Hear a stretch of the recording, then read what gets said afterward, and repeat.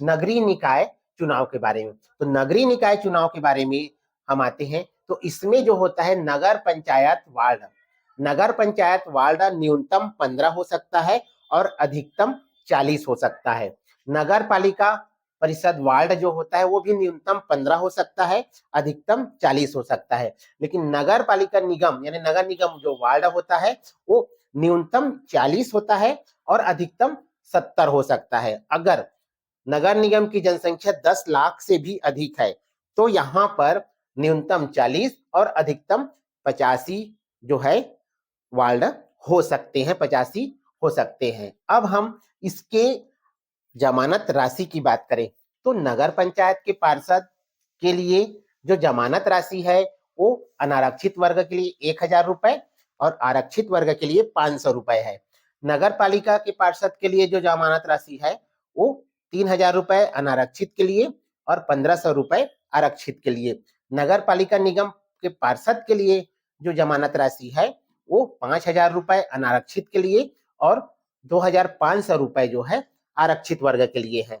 इन पार्षदों के लिए जो न्यूनतम आयु है वो 21 वर्ष है। ध्यान रखिएगा, इन तीनों पार्षदों के लिए जो न्यूनतम आयु है वो 21 वर्ष है। अब हम आगे बढ़ते हैं। नगर पंचायत अध्यक्ष, नगर पंचायत अध्यक्ष को जो है अनारक्षित वर्ग के लिए 10,000 रुपए है और आरक्षित वर्ग को 5,000 रुपए की जमानत राशि देनी होती है।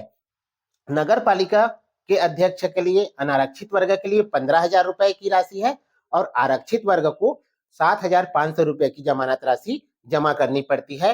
और नगर पालिका निगम यानी कि महापौर के लिए जो राशि है वो अनारक्षित वर्ग के लिए 20,000 रुपए जमा करनी पड़ती है और आरक्षित वर्ग को 10,000 रुपए जमा करनी पड़ती है।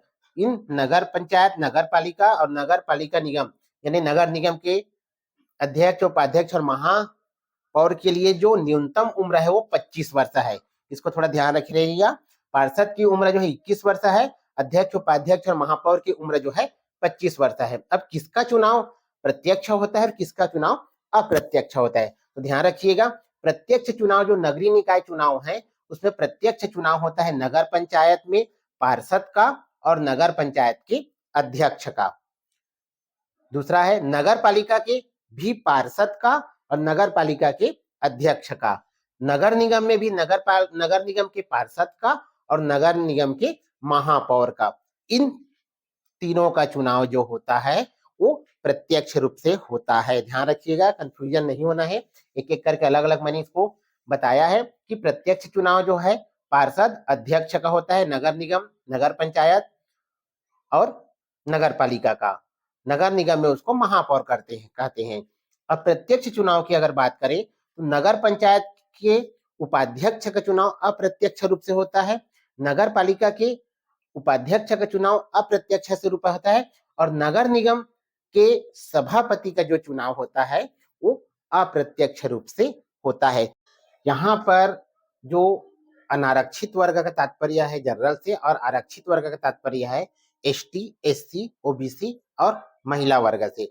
नगर निकाय जो चुनाव है उसमें प्रशासनिक प्रमुख के रूप में अगर हम बात करें तो जो है मुख्य जो नगर पंचायत अधिकारी है वो नगर पंचायत का और जो राजनीतिक प्रमुख है नगर पंचायत अध्यक्ष। उसी प्रकार जो है नगर पालिका का अध्यक्ष राजनीतिक प्रमुख होगा और मुख्य नगर पालिका अधिकारी जो है प्रशासनिक प्रमुख होगा। उसी प्रकार नगर निगम का महापौर जो होगा वो राजनीतिक प्रमुख होगा और मुख्य नगर निगम अधिकारी जो होगा वो प्रशासनिक प्रमुख होगा।